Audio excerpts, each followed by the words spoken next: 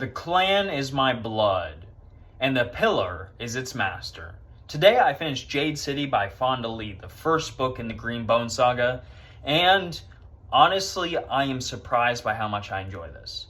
I had heard a ton of hype on the internet about this book. A lot of people were saying that Fonda Lee, she wrote one of the best modern trilogies out there, and Jade City was a must-read. And usually, at least in my experience, when people really hype something up on the internet, it doesn't always live up to expectations, at least for me, especially books. There's been a few that are really hyped up on the internet and they lived up to expectations or exceeded them, stuff like Red Rising and Mistborn. But typically, when something's super hyped up on the internet, I tend to go, yeah, that was good, but I don't really, you think this is the best book you've ever read? Really? But I'm happy to say that Jade City, for the most part, lives up to the hype, and you actually should really read it if you haven't. And if for some reason you've lived under a rock for the last 6-7 years, or however long this book's been around, let me give you the rundown. Let me give you the plot, right? So, this is an Asian-inspired fantasy series based on mixed martial arts, and it's set in this place. I'm not going to remember the nation because I'm terrible with names, but it's set in this island that is kind of inspired by Japan, and in the city, the main city, which the foreigners call Jade City. And what is essentially going on here is two gangs basically control the entire island. They're two clans, but these clans are so embedded into the island and its politics and its government that they actually basically are they're above think of a New York gang. They're way above that. They are literally the government. And what's going on here is they're fighting one another because one of them wants power and the other is retaliating against that power grab. And we kind of just follow as this gang war breaks out and it causes a ton of harm. And we follow specifically the No Peak clan and the Calls, Lon Call, Hilo Call, and Shay Call.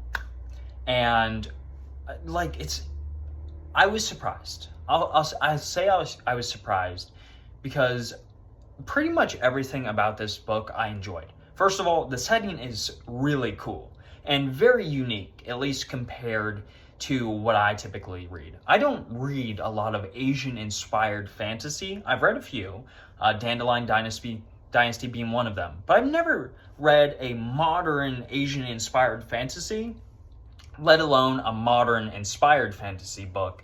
So getting into this modern setting, in this modern city where there's cars and there's guns and there's knife fights and there's it's not karate, but it's something kind of like karate. It's a mixed martial art and all of that was really cool, right?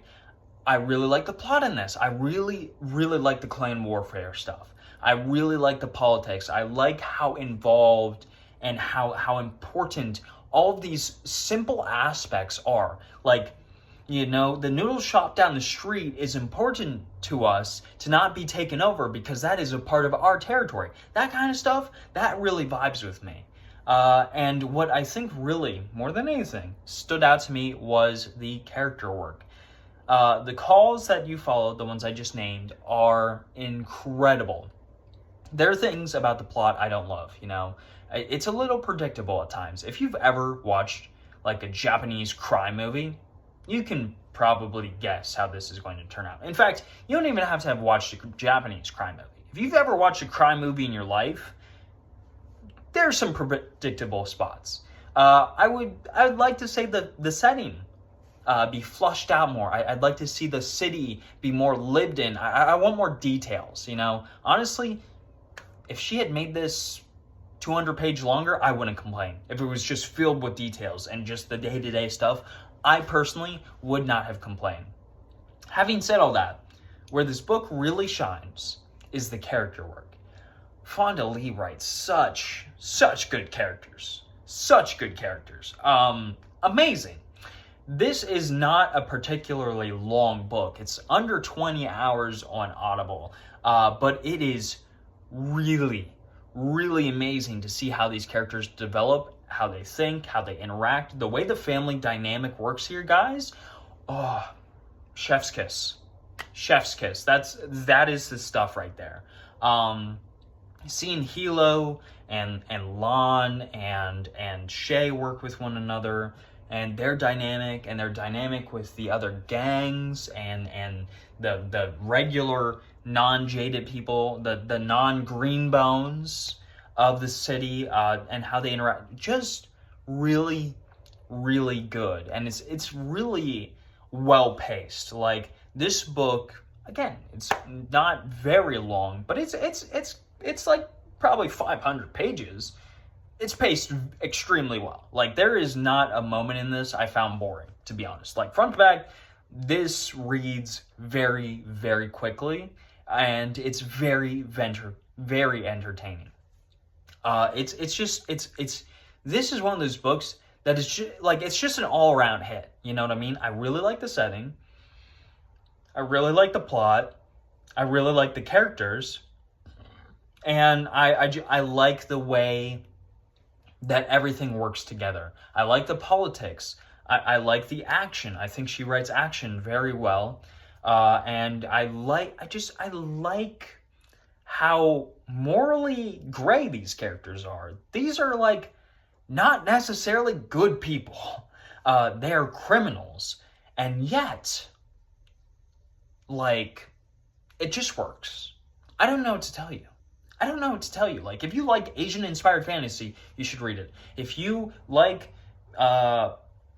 crime, if you like reading about, like, fictional crime, and you like that kind of stuff, you should read it. You like politics, you should read it. You like good characters, you should read it. You like an interesting setting that's not always based on Europe, you should read it. Jade City's just a good book. Like, it's just a good book. 8.5 out of 10. Can't wait to read the next one.